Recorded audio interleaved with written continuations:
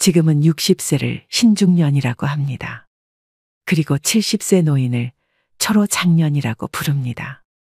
그렇지만 말로만 중년 장년이면 뭐합니까?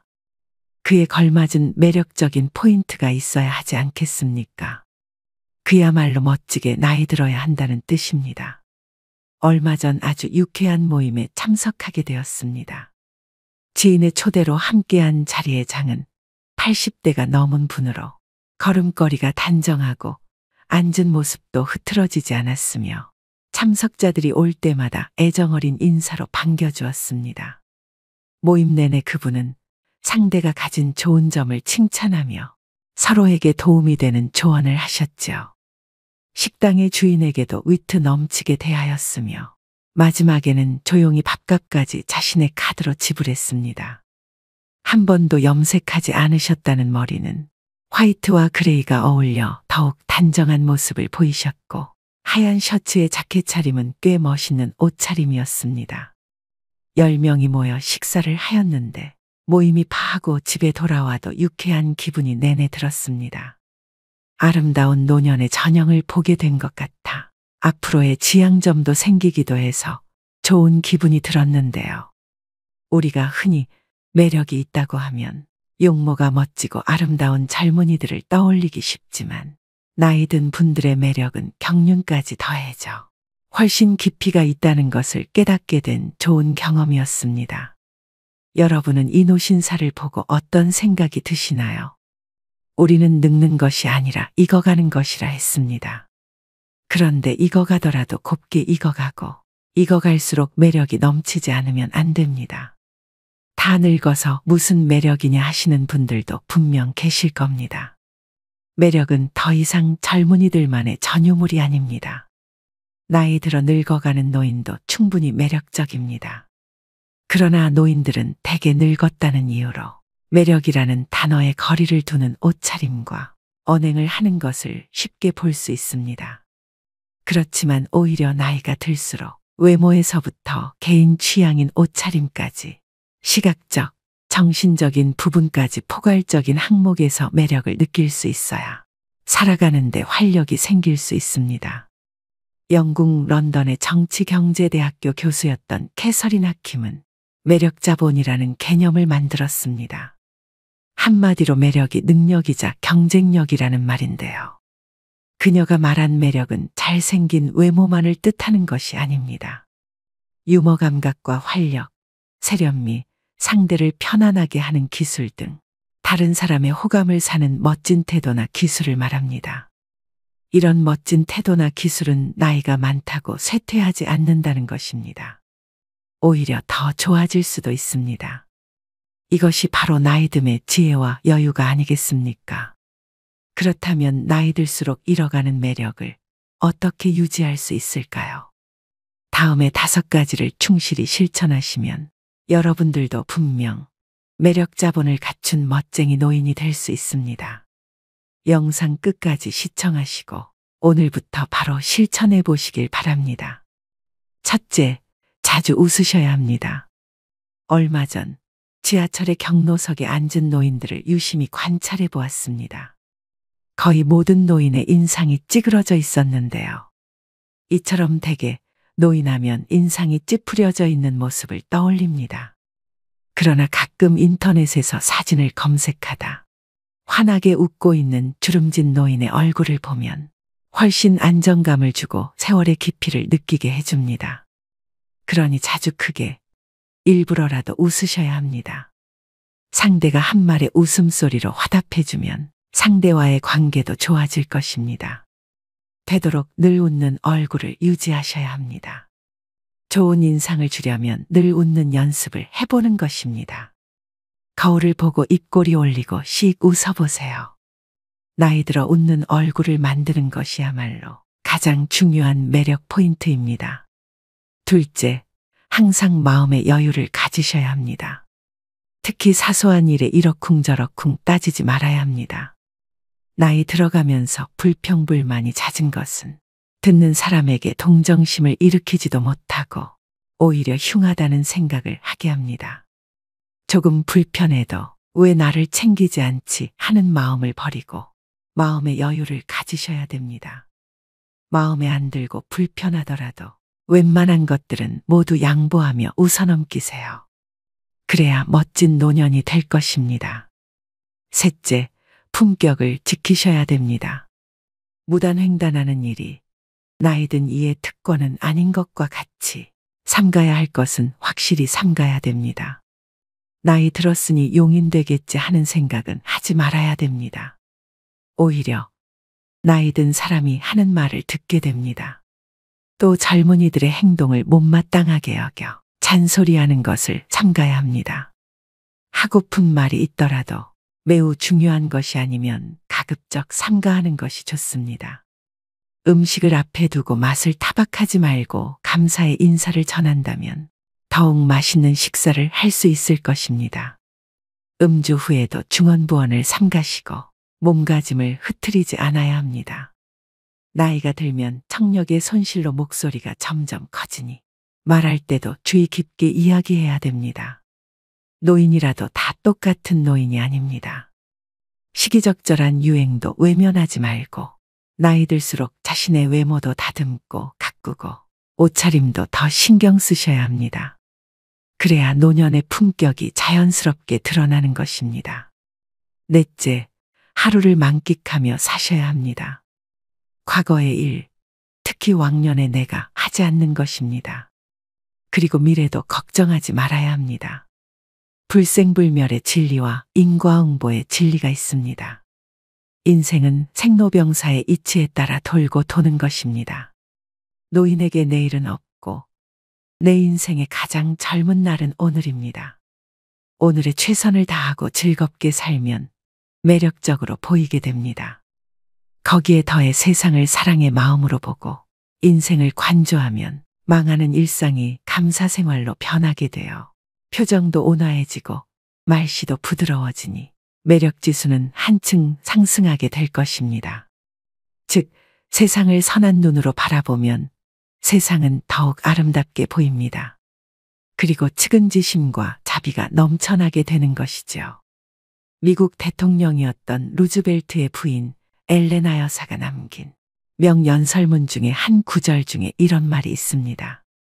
아름다운 젊음은 우연한 자연현상이겠지만 아름다운 노년은 누구도 쉽게 빚을 수 없는 예술작품이다. 그렇습니다. 오늘이라는 현재에 충실하고 만끽하고 사셔야 됩니다. 다섯 번째, 긍정적이고 적극적으로 살아가셔야 합니다. 긍정적인 태도는 실제로 기대 수명을 7년까지 연장한다고 합니다. 행복한 노년은 거저오지 않습니다. 건강하고 행복한 80세는 수십 년 전부터 차곡차곡 쌓아올린 노력의 결과물입니다. 이제 부정적인 모든 것은 지우는 것입니다. 자신의 익어감을 편안히 순리대로 받아들이는 것이 훨씬 더 평안하고 매력적이며 중후한 멋을 풍기게 되는 것이 아닐까요? 그리고 조금은 바보같이 조금은 믿으며 사는 것입니다. 베푸고 사는 것이 당장은 손해라는 생각이 들 수 있지만 오히려 멀리 보면 큰 이익으로 돌아옵니다. 베푸는 것에는 세 가지가 있습니다. 정신, 육체, 물질 세 방면이 있는데요.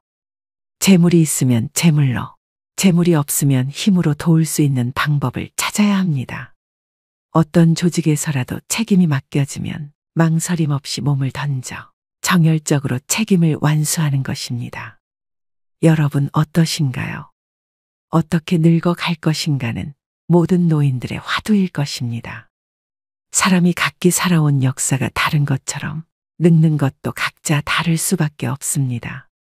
품위를 지키며 보람차고 아름답게 늙는 사람이 있는가 하면 그렇지 못한 경우도 있습니다.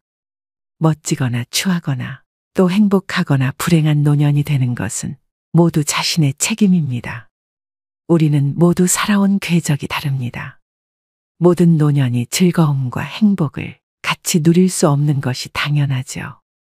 나이듦은 누구에게나 찾아오는 그리 반갑지 않은 손님입니다. 하지만 그 손님과 어떻게 공존하며 살아갈 것인지는 여러분의 선택과 태도에 달려 있습니다. 즉, 노력 여하에 따라서 아름답고 행복하게 늙어갈 수는 있습니다. 올해 여러분은 어떤 모습으로 나이 들어가기를 기대하고 계신가요? 그리고 여러분의 행복한 노후를 위해 어떤 노력을 기울이고자 하시나요? 이것을 지키지 않으면 땅을 치고 후회한다고 하는데요. 행복한 노후를 위한 원칙 5가지를 말씀드리겠습니다. 첫 번째는 더 이상 잃지 않는 것이 기본입니다. 어느 자산관리사는 어르신들께는 주식이나 펀드를 절대로 권하지 않는다고 합니다. 돈이 불어날 때는 좋아하시지만 팔지 못하고 나중에 손해를 입게 되면 괴로움이 이만저만이 아니라는 것인데요. 젊은이들은 다시 벌어서 메우면 된다고 생각하고 털어버리지만 어르신들은 다시 복구할 수 없다는 절망에 사로잡혀 일상이 무너지게 됩니다. 앞으로 일을 해서 돈을 벌 수 없고 모아놓은 돈을 가지고 죽을 때까지 생활해야 한다는 불안에 사로잡히게 되면 어딘가에 투자를 해야 될 것만 같기도 합니다. 그러다 보면 누가 뭐를 해서 돈을 많이 벌었다는 소위 카더라 이야기에 넘어가게 되어 노후 자금을 몰빵했다가 전 재산을 잃기도 합니다. 건강도 마찬가지입니다. 사람들은 좋은 것을 먹고 몸에 좋은 것을 함으로써 더 건강해지고자 노력하는데요. 고혈압이나 당뇨병, 고지혈증 같은 만성 질환에 걸렸을 때는 꾸준히 처방약을 복용해서 현재의 건강을 유지하는 것이 우선입니다. 검증받지 못한 건강식품이나 민간요법에 기대다 보면 현재의 건강도 지키지 못하고 후유증에 시달리게 될 수 있습니다. 두 번째는 자식은 없는 셈 쳐야 됩니다. 불안장애나 우울증으로 병원을 찾는 어르신 중에 상당수는 자식 문제로 스트레스를 받다 병이 생긴 분들이라고 합니다. 자식의 이혼, 범죄, 사업 실패 등 자녀를 걱정하는 주제도 가지각색입니다. 재산이라도 조금 있으면 자식들은 마치 부모가 일찍 죽기를 바라듯이 유산을 놓고 다투기도 합니다. 또 자식에게 물심양면으로 도움을 주다가 고생하는 어르신들도 적지 않은데요. 하지만 막상 부모가 어려움에 처했을 땐 자식은 나 몰라라 하는 경우가 부지기수입니다.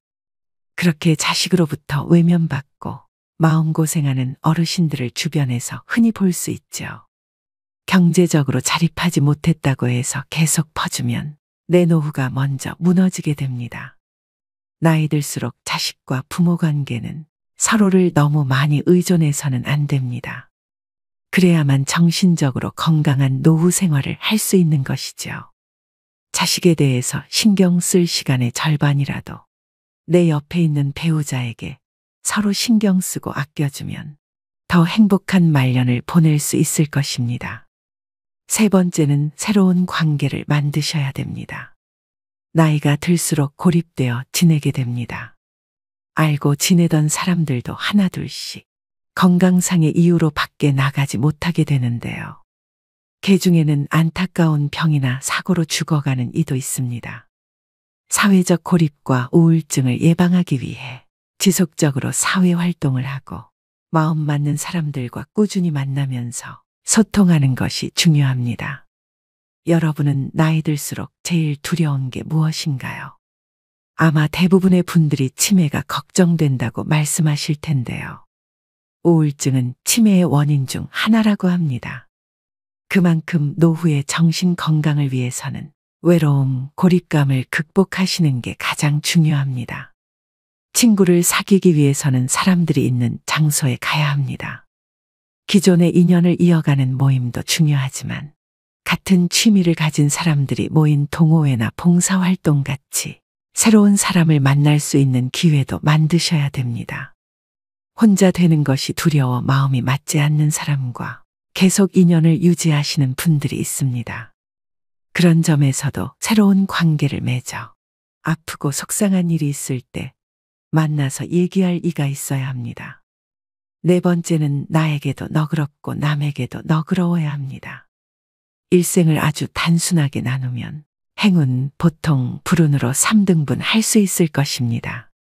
하지만 삶이 그렇게 단순하지만은 않지요. 행운과 보통의 경계선에 위치한 일이 발생하는 경우 누구는 행운으로 받아들이고 누구는 보통으로 받아들입니다. 즉, 삶을 어떻게 대하느냐에 따라 달라집니다. 항상 내가 맞고 남은 틀려야 한다고 고집하는 이는 자신이 틀릴 때마다 화가 나서 싸울 것입니다. 나도 틀리고 남도 틀리다고 생각하는 사람은 매사에 부정적입니다.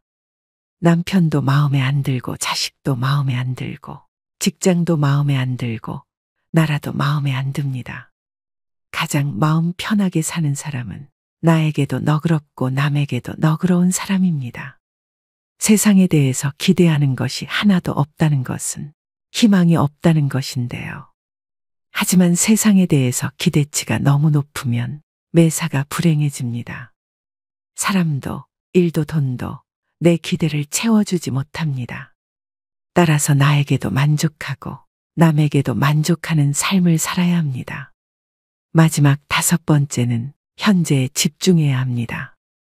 옛날은 옛날이라고 생각을 하고 툭툭 털고 일어나야 합니다.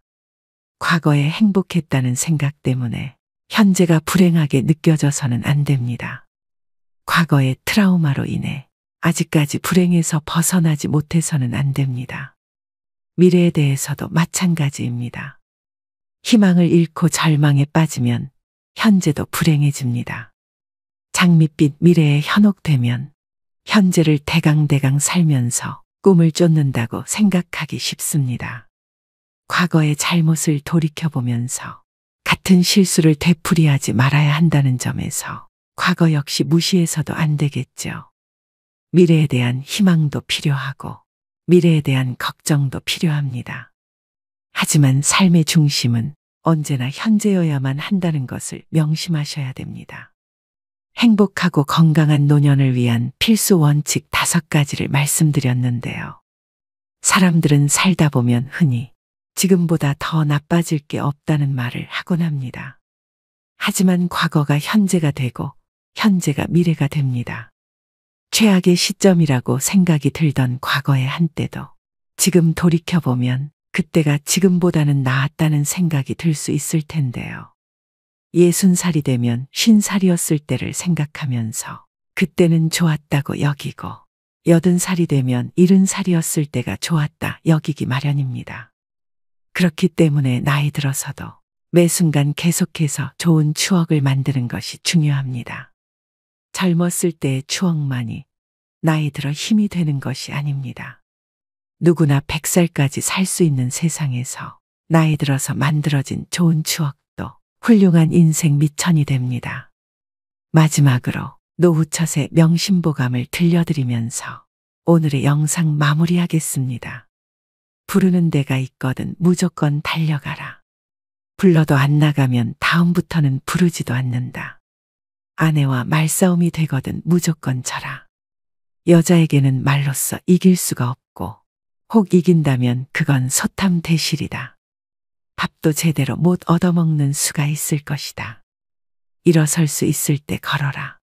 걷기를 게을리하면 일어서지도 못하게 되는 날이 생각보다 일찍 찾아올 것이다. 남의 경조사에 나갈 때는 제일 좋은 옷으로 차려입고 나가라. 내 차림새는 나를 위한 뽐냄이 아니라 남을 위한 배려다. 더 나이 먹기 전에 아내가 말리는 것 말고는 뭐든지 시작해보라. 일생 중에 지금이 가장 젊은 때다. 옷은 좋은 것부터 입고 말은 좋은 말부터 하라. 좋은 것만 하여도 할 수 있는 날이 얼마 남지 않았다. 누구든지 도움을 청하거든 무조건 도와라. 나 같은 사람에게 도움을 청하는 사람이 있다는 것을 감사히 생각하자. 안 좋은 일을 당했을 때는 이만하길 다행이다 하고 믿었던 사람에게 배신당했다면 오죽하면 그랬을까 하고 젊은 사람에게 무시를 당했으면 그러려니 하고 살자. 범사에 감사하며 살자. 적어도 3가지는 감사해야 한다. 나를 낳아서 키워준 부모에게, 이날까지 밥 먹고 살게 해준 직장에, 한평생 내조하느라 고생한 아내에게 감사하자. 이 3가지에도 감사함을 모른다면 사람의 도리가 아니다. 나이 들었어도 인기를 바란다면 입은 닫고 지갑은 열어라. 자식에게 용돈 주고 후배들에게는 가끔 한턱을 쏘고 아내와는 외식을 자주 하라. 어떤 경우에라도 즐겁게 살자. 현실의 고통도 지나고 보면 아무것도 아니다. 보고 싶은 사람은 미루지 말고 연락을 해서 약속을 잡아 만나라. 내일 죽는다고 생각하자. 오직 한 번뿐인 인생살이 순간을 소중하게 여기고 만나는 인연마다 귀하게 여기자. 오늘도 노후의 지혜와 함께 해주셔서 감사드립니다. 황금빛으로 무르익어가는 여러분의 지혜로운 인생을 언제나 응원합니다.